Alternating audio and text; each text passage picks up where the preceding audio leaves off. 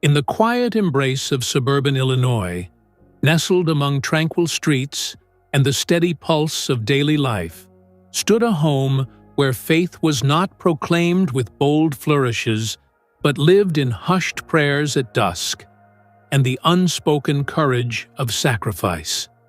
It was far from the ancient walls of Rome or the soaring spires of grand cathedrals, yet within its simple walls, a purpose was gently taking shape. There were no bursts of fame, no articles or gilded markers to trace the way, but there was love, discipline, and steadfast conviction. In that house of unassuming grace, a boy began a path toward a mission that would one day touch the corners of the world. Behind every calling lies a subtle voice, calm, constant, and profoundly enduring. It is the voice of a mother whose prayers never falter, whose faith remains unshaken, and whose sacrifices are seldom seen by the world, but deeply cherished by heaven. Such was the spirit of Mildred Agnes Provost, a woman whose name remains largely unknown, but whose legacy echoes through one of the most vital spiritual leaders of our era. She did not raise her son for renown or splendor, nor did she picture him in sacred robes beneath St. Peter's dome. She simply loved him with a love anchored in faith, patience, and trust in God's design. Beside her stood a devoted husband, a father whose life was defined by quiet reliability and honor. Together, they laid a foundation not for worldly greatness, but for holiness, the kind that readies a soul to hear when God speaks. This is not just the tale of a future pope. It is a mosaic crafted from the lives of those who formed him, parents who lived modestly, walked in faith's light, and gave the Church a son without seeking praise. Their daily choices, their example, and their resilience shaped the heart of a man who would one day bear the weight of the global Church. Though history may recall him as Pope Leo XIV, long before that title, he was simply Robert, Bob to friends, Rob to some, a boy growing up in the ordinary yet sacred landscape of family, faith, and community. From his earliest years, Robert Francis Provost showed a rare attunement to the spiritual realm, standing out in the suburban haven of Dalton, just beyond Chicago's southern edge. His life unfolded in ways that subtly pointed to something greater. Shaped by the cadence of neighborhood life, the turning seasons, and the sounds of joy and devotion in his childhood parish, that parish, St. Mary of the Assumption in nearby Riverdale, became not only his spiritual anchor, but the first place where his vocation began to stir. There, among familiar pews and under the guidance of dedicated priests and teachers, Robert found solace in tradition and peace in the sacred. He was not a child marked by charm or prominence, but by a quiet awareness of what others missed: the reverence of the Mass, the beauty of song, the honor of service.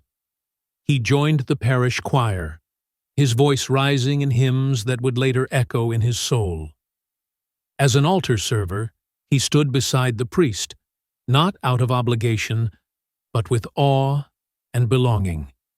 His heart embraced mystery, not with trepidation, but with wonder. While other children dreamed of professions or trophies, young Robert was already pondering deeper questions about God, about purpose, about how to serve. His early years held no dramatic omens, no mystical visions or sudden awakenings. Instead, they were defined by something more lasting: consistency. A steady rhythm of Mass attendance, involvement in parish life, and presence where he was needed marked his path. In these small acts of fidelity, his vocation began to grow, not loudly, but surely. To outsiders, his childhood in Dalton might have seemed unremarkable, even forgettable, but to those who knew him, it was rich with signs of a life quietly unfolding, slowly being offered to God. As the years passed, that offering only deepened. Even as a young boy, Robert revealed a spiritual depth beyond his age. While some children played games of superheroes or sports, his imagination turned to the sacred. In the quiet corners of his home, he would gather his brothers, transforming everyday objects into symbols of the divine. An ironing board became his altar. Wrapped candies stood as communion hosts. With childlike reverence, he reenacted the Holy Mass, not out of idleness, but from a growing love for what the Church embodied. It was not a game. It was the earliest sign of a vocation taking root, grounded not in fantasy, but in a deep hunger for the holy. In 1969, the seeds of that devotion began to bloom more clearly when Robert entered St. Augustine Seminary High School, a minor seminary near the serene town of Saugatuck, Michigan. It was a place where youthful curiosity met spiritual growth, where future callings were tested and refined. Robert did not merely fit in, he shone, not through ambition, but through excellence rooted in humility. He excelled academically, earning praise for his leadership, character, and service. He received a commendation for his scholastic achievements, appeared often on the honor roll, and left a mark as editor-in-chief of the yearbook, a role demanding creativity and care. His talents extended beyond academics. As secretary of the student council, he earned the trust of peers and showed quiet confidence. He was inducted into the National Honor Society, a testament to his commitment to excellence in both study and service. He also competed in speech and debate, honing skills that would later serve him as a preacher, teacher, and shepherd to millions. After high school, Robert pursued a bachelor's degree in mathematics at Villanova University, a choice reflecting his logical mind and disciplined intellect. Numbers and equations filled his days, yet his heart remained rooted in faith. He graduated in 1977 with a Bachelor of Science, blending the analytical and spiritual in a balance that would define his ministry. But his journey didn't end there. Feeling a deeper call to serve God, he enrolled at the Catholic Theological Union in Chicago, earning a Master of Divinity in 1982.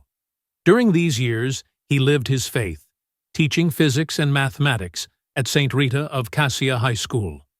For Robert, education was not just about knowledge, it was about shaping minds, guiding souls, and building character.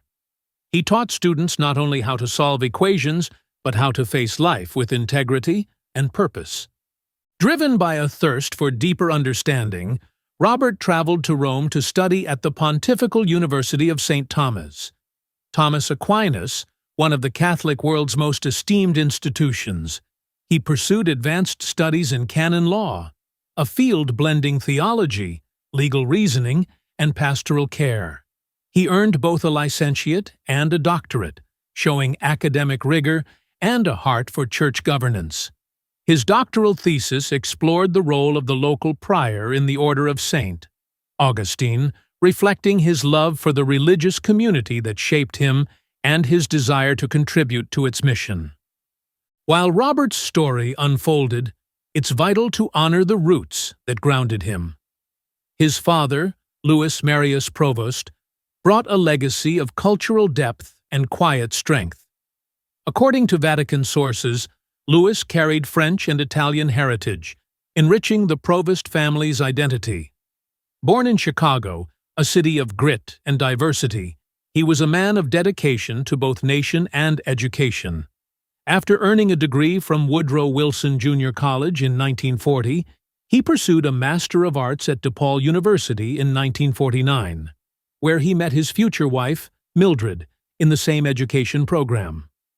Archival notes from the Chicago Tribune record their shared graduation, two educators ready to shape the next generation. Louis's story held deeper layers. He served in the U.S. Navy during World War II, his service marked by honor and humility, traits he passed to his children. After the war, He dedicated himself to public education, becoming a school superintendent in Chicago, shaping the city's educational landscape while providing for his family with unwavering devotion. This was the world that formed Robert Francis Provost, not one of wealth or privilege, but one of purpose, rooted in faith, education, and service. From these humble beginnings, the future Pope Leo XIV would rise, carrying his parents' quiet strength, childhood values, and a lifetime of study and service.